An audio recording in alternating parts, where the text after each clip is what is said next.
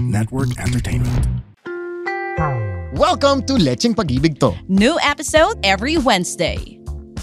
Another episode of Lecheng Pag-ibig To. But before that, I want to thank everybody who has been commenting and sending their messages about that quiet quitting episode. Yeah, medyo mind-blowing din for others. Na first time din nila narinig yung mind quitting. Though, mas boundaries na. Quiet quitting. Quiet quitting. Yung mind quitting, ako yun. Mind Yung ayoko quitting na, sabi ko. ayoko na, wala, pero kailangan pa rin gawin. Yun That's lang. mind quitting. Yun That's na yun me. Pero let's just say thank you to everyone who Yeah. listened to that episode. Sobrang wow, dami nakarelate dun sa episode na yun. Hindi lang yung mga taga dito sa Pinas. May mga nakikita ko nagko-comment din from other countries. So, quick shout out lang si CRS Florando. Hello to you. Also to Leila. Sabi niya, I was once a slave of a corporate world when I'm still single. But the moment I got married and had a child, I switched my priority to family. No compromise. I want to be present to my child. That's where my joy is. I gave up my work, became a full-time mom, but after 3 years, my then company contacted me, offered me a work-from-home project. I gladly accepted it when they agreed to my demands of flexible time and no weekends. Quiet quitting is a matter of choosing what's best for you. Yes. Ganda. I'm just going to repeat that. It's about boundaries, setting boundaries sa work, even with your friends. Yeah. No? Learning to say no if you think you need time off, if you need, you can't be at a party, at an event, just because you need time for yourself, you need quiet time. It is okay to say no. Ayun nga, it's okay to say no kasi nga choose yourself. Di ba may ganun kang ML last Correct. episode. So let me just say, ang ganda nung sinabi niya, yung joy daw niya nandun sa pagiging full-time mom. Whatever that is. You also mentioned Ano man that yun. Kasi ako, my joy is working and at the same time, being with my kids. Correct. So whatever works for you best, yun. Kung ano yung para sa inyo, pakiramdam nyo, fulfilled kayo, dun kayo. same. Siya kasi full-time mom yung para sa kanya. Dito ako fulfilled, nandito yung happiness, then so be it. But there are other people who are like me, na nakausap ko yung friend ko, ganito rin yung mindset na parang, alam mo yung, di ko talaga kaya yung nasa bahay. Parang hahanapin ng parang katawan Tony, ko yung... kailangan lumabas. May mga taong ganun. Hindi, iba si Tony. Pag kailangan lumabas, may hinahanap na iba eh. Ay, Ako naku. pera lang hinahanap ko. Hindi ko alam si Tony ko ano yun. Wow. Hindi, alam mo yon, parang may mga babaeng ganon. Alam nila na, I think I am wired na mas mag-work kaysa to stay at home. Mas happy ako and fulfilled ako with working and being with my kids also. Pero parang, a part of me, pag nasa bakasyon kami, halimbawa mga may 3 to 5 anxiety. days. The vacation anxiety is what I call that. I don't know if that's vacation anxiety or parang nasana yung katawan mo. Yun nga, na na parang you're always nag-work doing ka. something Yes. that you feel it's a mistake pag wala Is kang that ginagawa. vacation anxiety? It's vacation Wow. anxiety. It's kasi we have been wired since we were kids. Pasok every day. 'Di ba? Pag mag-absent ka, masamang bagay 'yon. Masama mag-absent.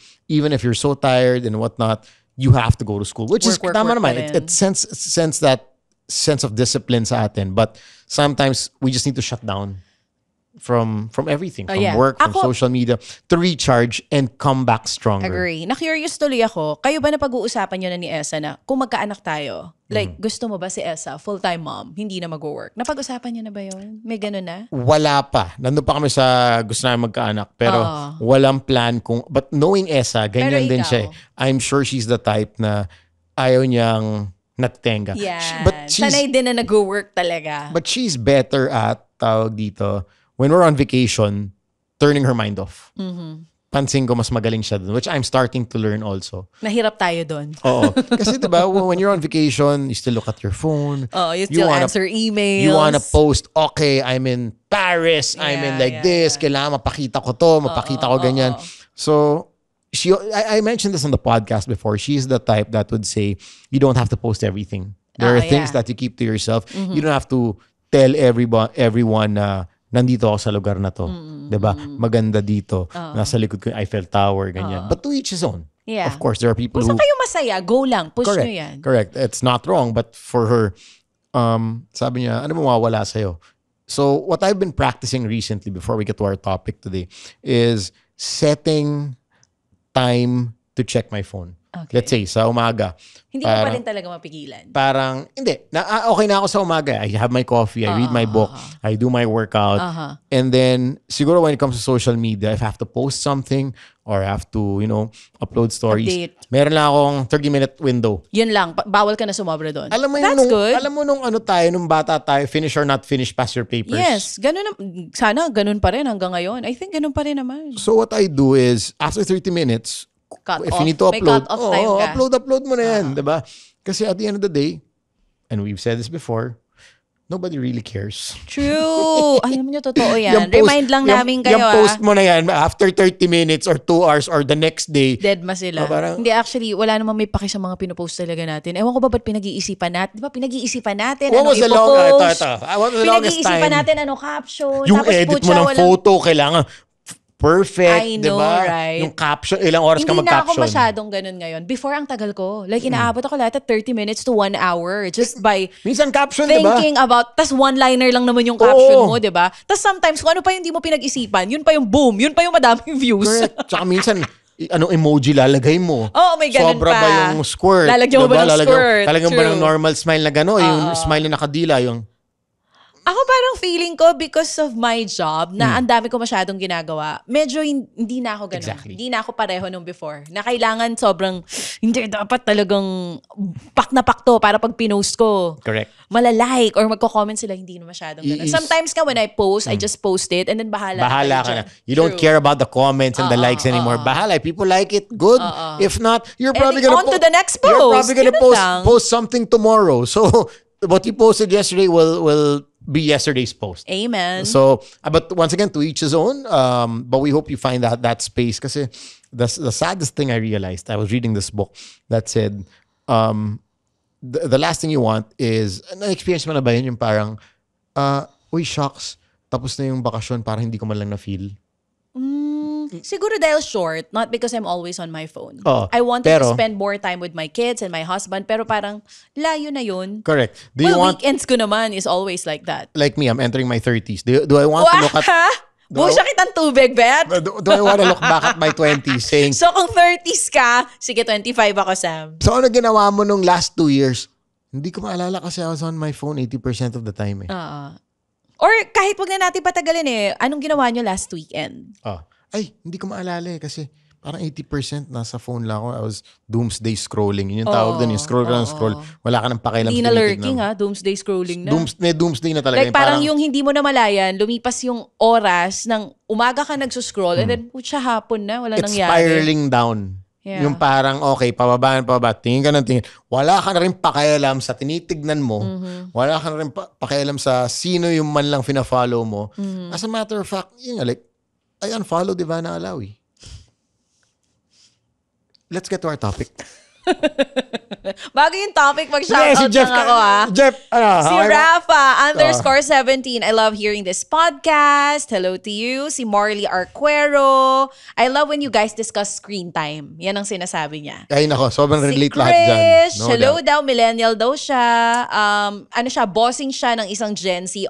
Open comms with Gen Zs really worked for me. Make it clear where you stand on things like quitting versus accountability. Ayan.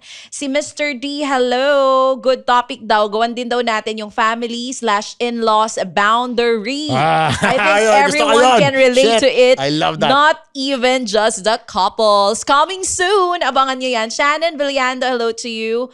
Ikay Espavilla, Margots, Ecast, Gracie Laison, Jonathan Atarte, and all of those who have listened to that Quiet Quitting episode. Hello sa inyong lahat. At sa lahat ng nakikinig ngayon, this time we are going to talk about relationship pet peeves. Pero bago yun, before that, sige, more Papi. of our go. Our listeners all the way from Germany. We have 6:30 a.m. in Germany. We listen to your podcast. Wow. It's my parang dose of the Philippines. Pampagising. April Ignacio. Thank you so much, April. Thank you, April. We have people from LA. I posted a long message that was sent to us on my stories. Nag-comment ka. Nakita ko. That's a person from Los Angeles na talagang nakikinig sa podcast. Thank you so guys. much. Sophia says, hope you can cover a topic or POV of people, whether guy or girl, na nagpo-post after malaman na nag-cheat ex nila. Medyo ang dami kasi lately. Yung parang nag-cheat text nila, so papapost ka ng mga cryptic messages, ganyan. Before we get to the topic, do you believe in that? Na parang I was like that before. airing out the dirty laundry or just settle it between yourselves? I think we have tackled that before here in the podcast. Ganun ako. Tsaka feeling ko pag ang babae, immature pa, ganun. Hindi lang babae, even lalaki. Pero hindi naman to the extent na sobrang detail because I know someone every single day yata. Lahat na nangyari sa buhay niya, mapa-love life, mapalabada.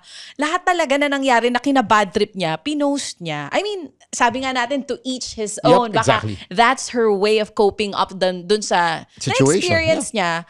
Pero sa akin, minsan lang, it's too much. Diba parang, like, talaga ba lahat? Yun na yung sa akin, everyday be? Lahat talaga everyday? Yung mga lahat na lang ng rants mo sa life. Boom. Meron tayong kilalang taong ganun, yung di ka pa nadidikit sa kanya. Can Alam mo you na name a name? negative Can you yung, name a name? I don't wanna name a name kasi pag nakinig siya dito, wala na tayong pinagkaiba sa kanya. May ganun, di ba? Hindi lang sa social media, yung kilala mo pagkatao niya ganun, yung every time kasama mo siya, wala siyang ibang ikukwento kundi negative energy. True. And I hate that. Kundi chismis, negative energy. Sometimes chismis is good, pero kung wala na kayo ibang pinag-usapan, kundi puro chismis, at puro kanigahan na nangyari sa paligid, di Get na maganda it together. yun. Maaano mo yun, masasagap mo yung energy na yun. True. Last si Dustin, thank you so much also for listening. Pero sige, Hi, Dustin. we'll get to more greetings in the next episode. Let's get to our topic. Grabe naman yung pagka-yellow nung, sorry na-distract Sorry. ako. Para lang Bobby talagang okay na okay. Ang ganda. I just wanna be clear na. Okay, I just wanna be clear. Dilawan ka pala. Dinonate sa akin ang asawa ko to. Okay, galing sa kanya. Mukha ba akong bibiling ganitong casing? I know, kaya nagulat ako. Parang you're not the type. Mukha ba akong bibiling ganitong casing? Well, at least, ma-appreciate that ni Esa yan. Na binigay niya, ginamit mo. Ay, si Vincent pala. I did a run with Esa. Uy, Yesterday. congrats, Esa! First ever run. 10K First finisher. run in her life. Pero nakita ko yung itsura niya nung pababa na ng hagdan. Okay ba? Talaga.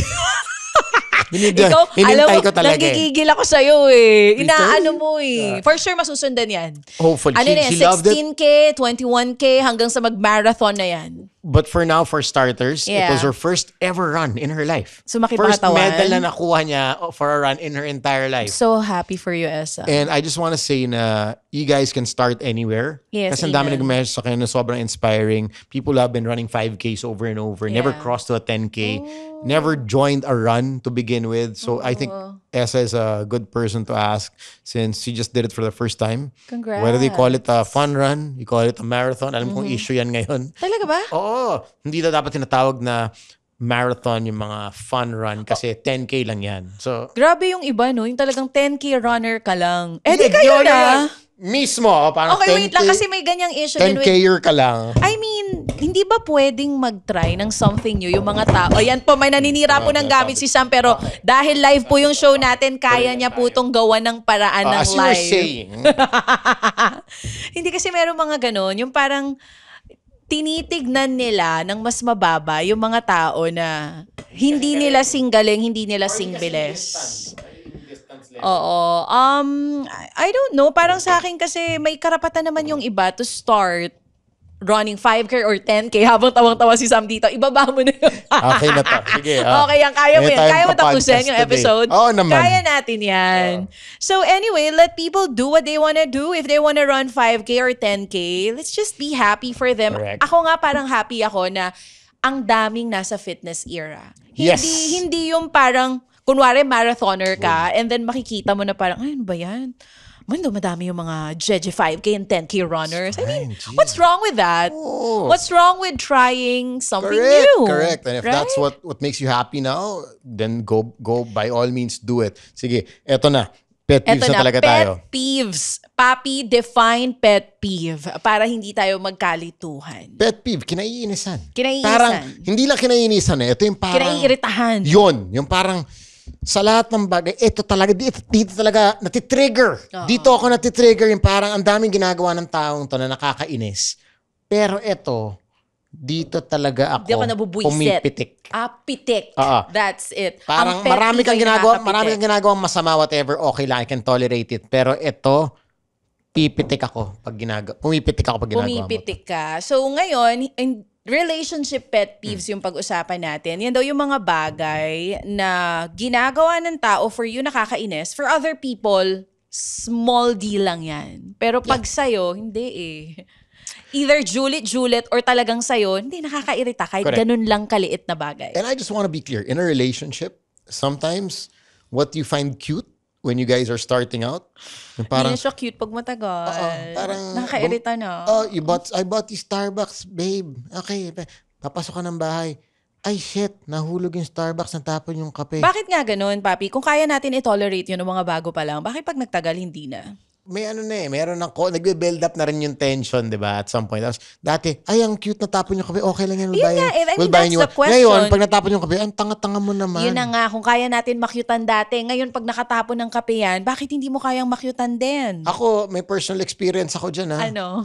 Pero wala naman it was just something that happened to me. Okay. Wala naman si Esa sinabi kasi hindi niya alam na, ngayon malalaman na niya. No? I came home from a hosting na medyo malayo. Na I got home around 1 a.m. So, dala ko yung Starbucks kasi dalawang Starbucks na nabili. So, sabi ko, sayang naman, I'll bring it for Esa. She can have it the next day. May drink. Sa sobrang tagal nung parang carton holder, you know what they give, diba? Naglumambot na. Okay. So pagkapasok ko na, I was walking to the ref to put it inside the ref. At 1 a.m, kumalas, bumigay, tapon lahat. And the worst thing is, pagod na pagod ka na. Yeah, pinagalitan. Gusto mo lang, hindi na nga nalaman. Ngayon, she's gonna find out when she listens to the podcast. Okay. Siyempre, nagpunas ako ng sahig. Ng 1:30 na umaga. Oo, nang pagod na pagod ka na. Exactly. Dahil, alam mo, pet peeve niya yon. Oo naman, Ayaw niya may sticky maaabot. floor. Kahit sino naman siguro. So, that was just a story. Pero sige, Pero pet yun, peeves. since pinag-uusapan natin yung pet peeves, parang may ano ba yan? Parang may border ba yan? Na parang What do you pag mean? hindi na, kung paulit-ulit na siyang ginagawa, nakakasira na ng relationship. Kasi nga sabi natin, small stuff lang yan na nakakairita eh. What are your pet peeves sa relationship? Yan muna yung pag-usapan natin. Pet peeves nating dalawa. Esa would know this off the bat. I'm not afraid to say I this. hope Esa you're listening. Sige, She I wanna listens hear. to every episode, I think. Okay. Pet peeve ko pag may work ako, no? Tapos, late siya. Kasi matagal siya she takes a while to get ready. Which she says na mabilis pa daw yun for a normal girl. No? So, minsan, she takes an hour, minsan 2 hours. And, nandun ako sa baba, mga Nasa 45 kotse minutes ka na naghihintay.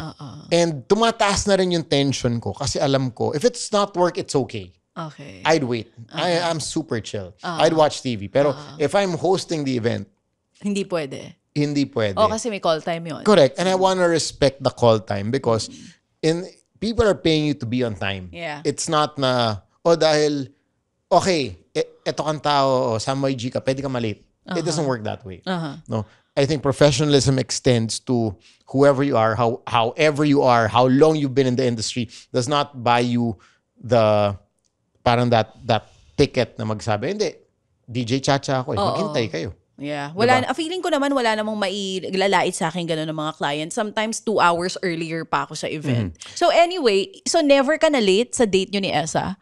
I've been late a few times. For sure, she knows, mabuwisit siya doon. alam din niya na tansyado ko ang oras. I'm the type of person that, let's say, today may Tagaytay ako in the afternoon, may Makati sa gabi. I-waste ko na lahat para alam ko what time exactly I have to leave to be able to get there at this time. Sometimes hindi mo ma-ano yung there are traffic. things you can't control. Yeah. You So know, ayaw mo nun. Ayaw mo na late si Esa, naghihintay. nagbihis pa siya. 6 p.m. na, yung event 6 p.m. Yun ang Nasa bahay- pinaka-pet nasa- peeve mo. Doon medyo, alam niya yun. She knows that. Doon ako medyo, mataas na kasi yung stress ko. So, magsasnap ako. Pwede Paano ako yung mag-snap. snap ng Sam YG? Hindi. I don't go. I'm Hindi just na quiet. umaabot doon. Hindi lang ako magsasalita. Alright. Hindi mo na makakausap sa kotse. But was there ever a time na baligtad? Ikaw yung inantay niya? Oh, very. If anything, I can't even remember. Wow. As in to the point na mag-offer siya sunduin ako. Let's say Tapos siya pa rin yung late. Nagpahatid ako sa driver, ganyan. Tapos, or may ibang work. Wala akong car pa away. So I'll just take a grab going home. Or a ride. Sabihin, hindi, sunduin na lang kita. To the point, not until today, sabihin ko, hindi, huwag mo ako sunduin. Kasi nga laging late. I'd rather take a grab. Why? Wala. She's always late? Kasi sa akin, para minsan, gusto ko na uwing-uwi na ako, tapos 30 minutes pa ako naghihintay sa lobby or something. I know. It's because of the pagod. I mean, of course, if you're, so, hanggang ngayon may ganun kami. May ganun kaming issue. Na, wag mo na ako sunduin, I'll rather take a grab going home. Okay. I'm sure sa kanya maraming pet peeve sa akin na kung nandito siya ngayon. Pakisulat na lang kung ano-ano yan ang mabasa natin next episode. Ikaw, kay Mike. Sa akin, medyo may ganyan din na minsan nalilate pag kailangan ako sunduin. So, lagi yun, consistent yun pag may event. Usually, pag may event ako, nagpapahatid sundo sa kanya. So, pag may event, malilate ng mga 30 minutes or 1 hour. I think it's the pagod that gets us medyo, yung pagod ka Pero na. ako talagang, ikaw tahimik. Ako nagsasalita ako, late na naman. Yung ganun, ano ba yan? Late na naman. Yan, sasabihan ko talaga siya, anong oras na? Hindi, kasi, yung traffic, ganyan. Hindi ka na uubusan ng dahilan, Michael Guevara. So, ganun ako lagi sa kanya. Sa 100 tanong, meron akong 1,000,000 sagot. At minsan, mas marami pang tanong. This is Kuya Kim and I'm thrilled to invite you to my podcast under the Pod Network, Ano Ba Talaga? With me, Kuya Kim Atienza. Kaya kung may gusto kayong malaman, matutunan o ma-discover na bago, makinig na kayo sa podcast na to. Marami akong mga guests, topics, trivia, and revelations on the show. Ang masisiguro ko sa inyo, you'll always learn something new. Just search for Ano Ba Talaga? With me, Kuya Kim Atienza, on Spotify and wherever you listen to podcasts. Pero mas pet peeve ko yung sa banyo. Okay, let's talk about that. Because I think we have talked about this sa isa sa mga episodes natin kasama ang Chicksters. Yes, I remember that. I don't know nga kung yung asawa ko lang yung ganun, but dun sa podcast app na yon na pag-usapan na hindi lang, na most of the men are like this. If not all, most, na yung pag nagwiwi, talagang may tulo-tulo sa gilid. The droplets, yung naiiwan yung droplets. Diba? So, in-explain mo naman. Gusto mo ba explain ulit kung ba't may natutulo-tulo dyan? Okay. Sa akin, busit na busit ako kasi pag ganun. Gusto ko, ang tagal na namin, more than 10 years na kami together. Do you call him out? Yes, always. Okay, what do you always. say? Lagi ko pa sinasabi. What exactly do you say? Just 2 days ago. Love, meron na naman. Pag umulit ka pa, pipicturean ko yung send ko sa group chat ng mga tropa natin. Ganun na yung pananakot levels ko. Pero alam mo yun, after 2 weeks, okay siya. Tapos and then, babalik ulit sa habit niya na may tulo ulit. Bakit? Yun yung mga ganong simpleng bagay. Or, to what extent have you snapped because of that? Or wala ka pang moment na talaga umabot sa point na ano na ba? Meron Nakailan na to? Meron na. Pero mahaba kasi pasensya ng asawa ko. So, hindi napag-aawayan kasi alam niyang kasalanan niya. So, gagawin niya, magsusorry siya, tapos pupunasan niya, lilinisin niya. Ganon kasimple yung mga pet peeves naming mga babae. Yung hindi nalalagay na maayos yung damit sa hamper, yung hindi nasasara yung pintuan ng kwarto na pumasok ka eh. Diba? Naka-close yan. Ba't di mo ma-close pagpasok mo? I mean, saka hitas ko yung lalabas yung aircon. Yung isa. Yung isang beses nga yung aircon, dumoorbell. Kasi nasa labas na talaga siya. Shit. Sana naman wag, diba? Pero yun nga, yung mga simpleng bagay na pag paulit-ulit, sobrang nakakairita. Tingin mo, I'm gonna reverse the question. Ano yung tingin pet mo, peeve ano sa akin? pet peeve ni Mike sa'yo? Ay, madami. Number 1 na yung pag May number 1 yan. May number one. Tayo. Doon tayo sa may number 1 lahat tayo. I think number 1, lagi sa akin sinasabi ng asawa ko, hindi ka magpapatalo. Sa lahat. Ganun siya lagi. Sa lahat, hindi ka nagpapatalo. Okay. Oo. Ganun siya. Or hihingin mo yung opinion ko, pero hindi mo susundin. Gagawin. Or ito pinakamalala. Nagda-drive siya. Huwag ka dyan dumaan. Dito ka dumaan. Yung waste ka ba, girl? Backseat driver ka. Oo, ayaw na ayaw ni Mike noon. Di ba? Minsan pumipitik talaga siya pag ganun ako. Yeah. Kasi I understand because I think it's not a guy thing only. It's like, if you're driving, si Esa kasi naiinis din when I do that eh. Yung kapag ikaw yung nagsasalita. So parang now, parang it got... Tahimik ka na? Kaya mo? Tatanong lang niya, you don't trust my driving? Ganun lang. Parang, tumahimik na ako. It's been a while since I said something. Wow! Years na 1 year na yata na hindi ako. Kasi I mean, she's a very good driver. Wala rin naman ako masabing, alam mo yun, hindi siya magaling mag-drive. So, very animated siya mag-drive. Ang dami niyang comments. Ba't kasi itong jeep dito, maganon siya eh. Yung ma-commentary. Minsan gusto ko lagyan talaga ng ng parang video. Para naman makita namin kung ano-ano yung mga kino-comment ni Esa na yan. So hindi naman umabot sa punto nagbababa ng window tapos nang-out. Hindi naman. Lahat ng rant niya sa loob ng kotse. Doon lang lahat. Thank God. Hindi siya yung mag-road rage. Pero yun nga, ano ba yung mga pet peeves na katanggap-tanggap na okay na yan? Maliit lang naman Hindi, yan I think I'm sure like I'm gonna bring it back to me. Like I'm sure Esa has so many pet Ano peeves. sa tingin mo yung pet peeves ni Esa sa'yo? She's very organized. So ganun din. Same, Simple things na I don't put things back. Dumadami na yung damit sa either sa, para may hanger kami ng damit, dumadami na yung damit doon. Or yung kapag kukuha kayo ng damit, nagugulo. Oh my Ayan God. talaga, sobrang Oh my bad trip God. yan. Bakit Lalo na kayo yung mga ganon? sportswear. Kasi madulas eh. Madulas yung sportswear. So pag umugot ka ng t-shirt na medyo Sobrang bad sa trip. ilalim. Kahit tinuturo ko pa yan, ganito gagawin mo ha. Iangat. Bubuhatin mo. Ngayon. Ganito. Oh. Tapos saka Kukuhanin mo kukunin. Tapos Tapos isasaram. Talagang minumuestra mo. Paulit-ulit mo nang nire-reenact kung paano yung gagawin para hindi magugulo yung damit. Pero every time kukuha, mapamedyas man yan, shorts, cycling bib, jersey, may nagugulo. I think, Ang gulo ng buhay nyo eh. hindi, kasi parang, it's a guy thing na parang pag namamadali ka. Pero I realize, there are I realized, men na masinop sa gamit. Alam mo, feeling ko, ito sa akin lang to, pakiramdam ko kaya ganun minsan yung ibang lalaki kasi alam nyong maayos yung mga asawa nyo. Ako, see? aminado ko. Buset! Alam mo, Nakakairita! when Esa first went to my room, hindi pa kami kasal, no? Or when she moved in sa house, kasi for 1 year, we lived with my mom habang kinoconstruct yung bahay. Pagpasok niya talaga, ito yung kwarto mo. I go, yeah. Ang daming gamit. Yung kailangan mo mag-zigzag para makalakad. Para umabot sa bed, kailangan Parang mo may yun yung sinasabi nilang konti nilang aahasin na. Oo. Tapos, hindi ko na rin alam kung ano yung mga nasa ilalim Paano kayo ng nakakatulog? That's exactly her question. How Ako, can you I cannot live here? sleep dun sa kwarto na magulo. Then Paano? I realized that there is actually a point to that. Kasi when she started, oh my God, meron kami isang cleanup session. We moved in, diba? Nag-cleanup day kami.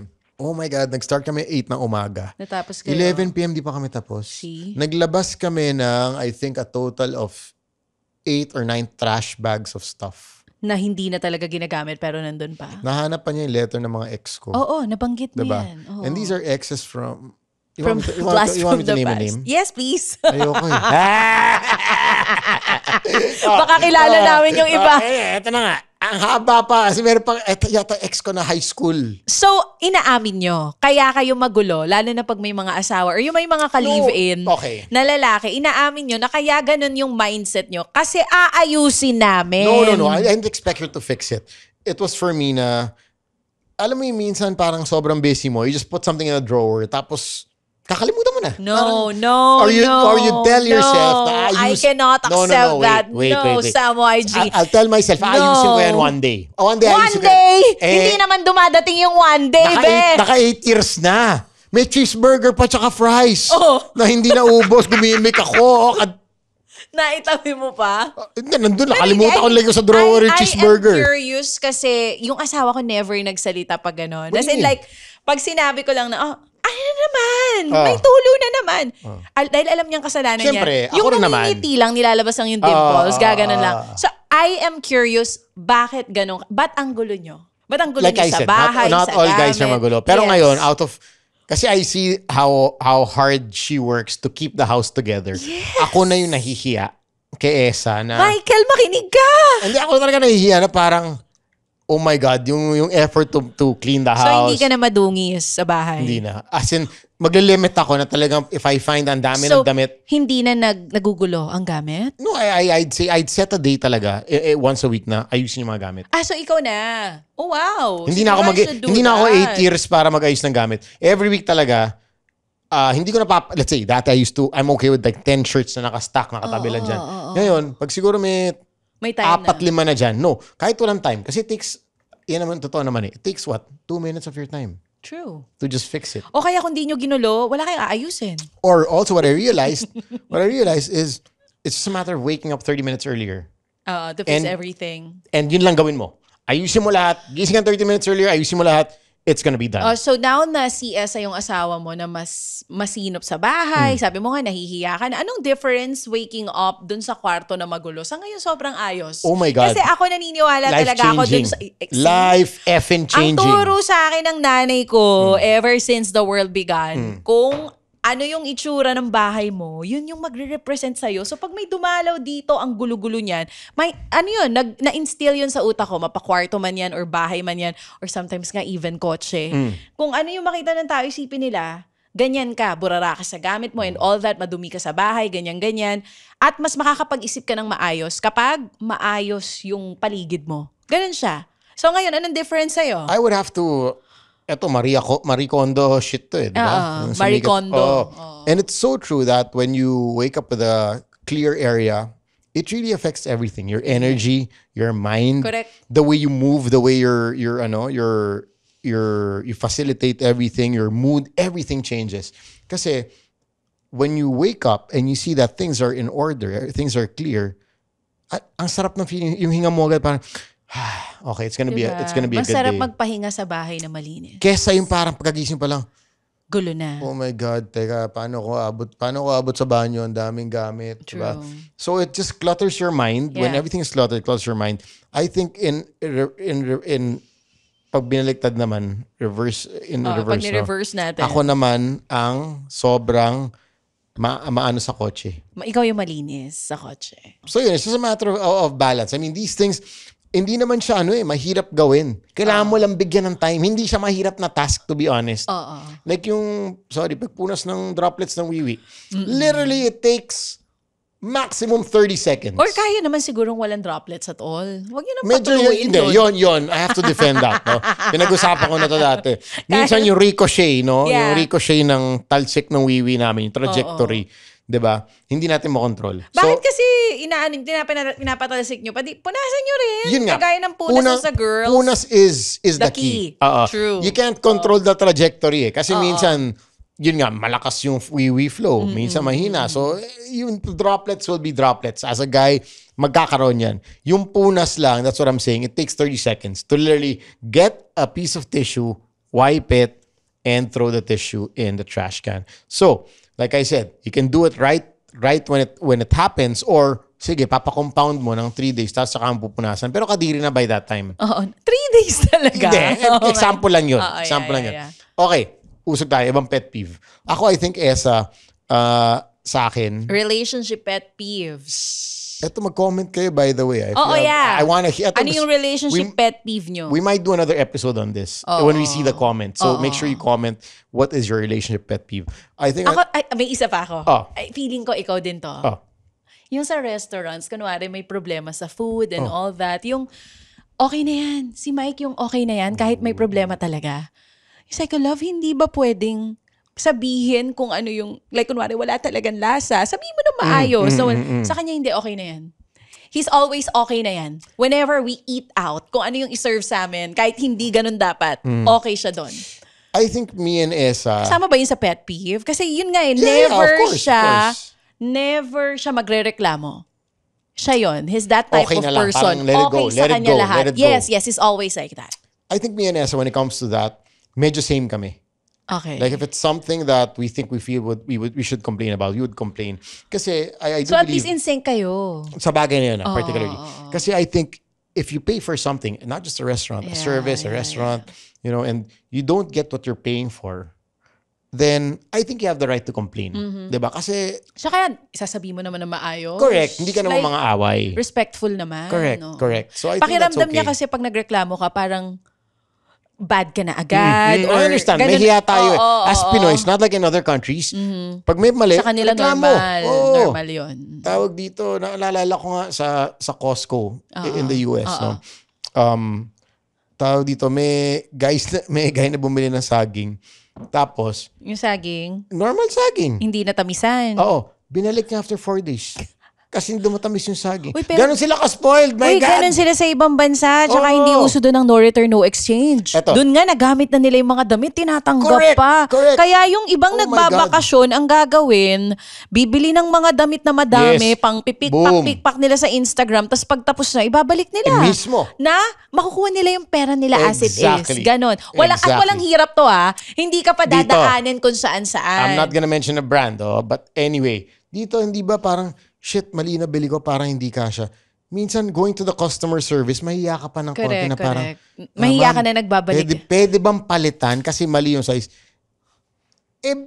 dapat lang kasi you bought it, you pay the full price. Hindi naman gamit yung item. Diba?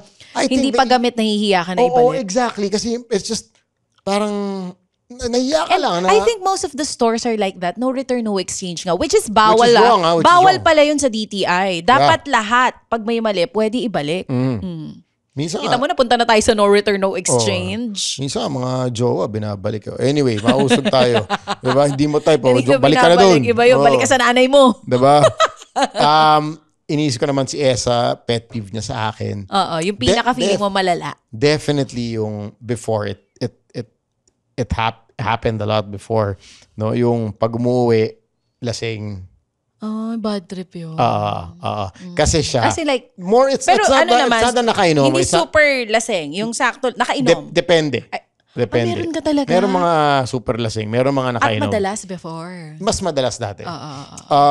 Tawag dito, siya, sasabihin niya na parang, it's not that I drank Okay lang.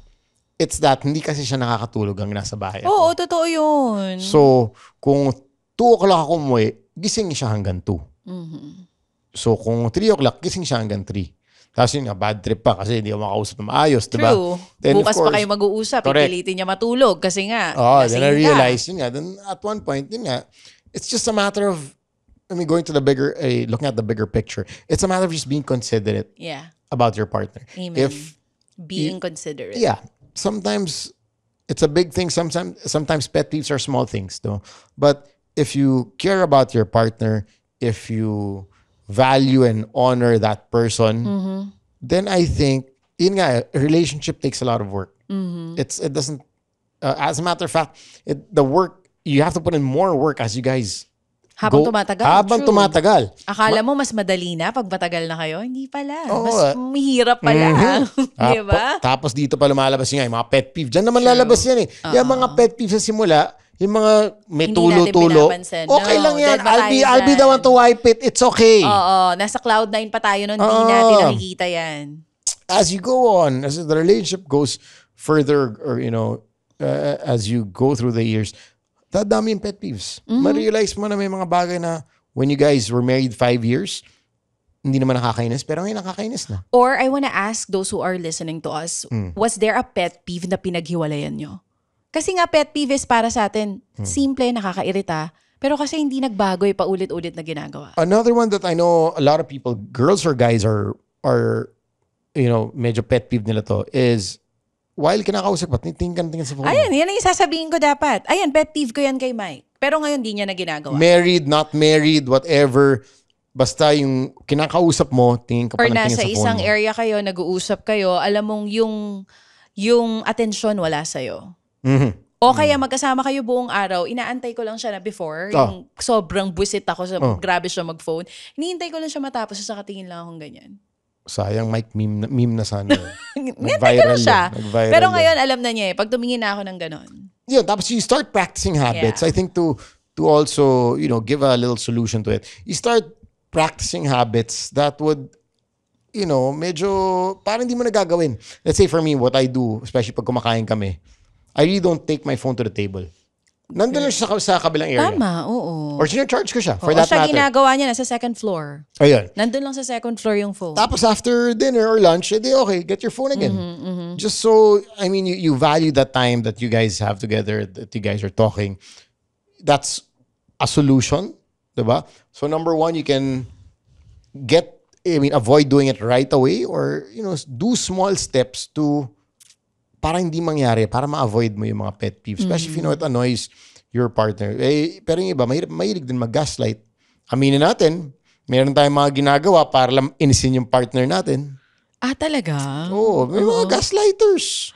Kagaya Alam ng- mong maiinis siya dito, let me do this to her. Why? Hindi naman, kung matinong partner ka, hindi mo gagawin Kung yun. nag-aaway lang kayo para lang makaganti. Ayun lang, mahirap Oo, yun. diba? Pero these are small stuff para sa iba.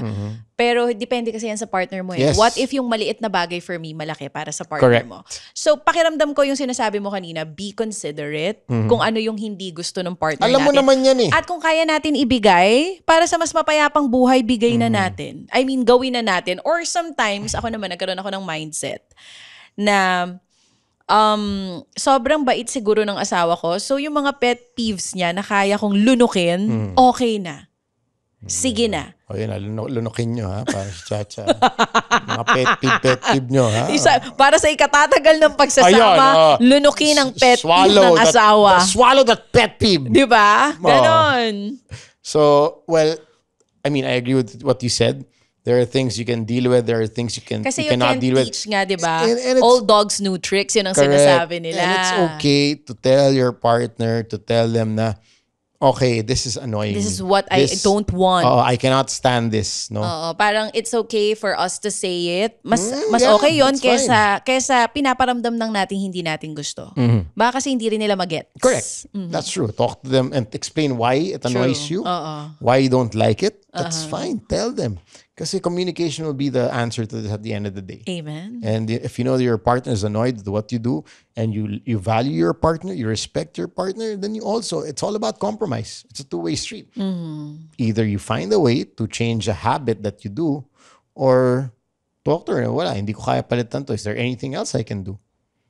So it's really a matter of communication and compromise. Amen. But yeah, like I said, let us know. And we might do this topic another time because we want to hear from you. Pet peeves ng mga relationships nyo. We also post our podcast now on YouTube. Yes! Available na po lahat ng episodes natin on YouTube. Search nyo lang, Lecheng Pag-ibig to. Correct. And buhay na buhay yung community natin sa Facebook. So also, let us know what are your relationship pet peeves, and we might just do this topic again on Lecheng Pag-ibig to. Don't forget to click the follow button on Spotify, and we're going to be back with another episode. My name is Sam YG. And this is Chacha. Thank you. Be safe and be good. Bye-bye!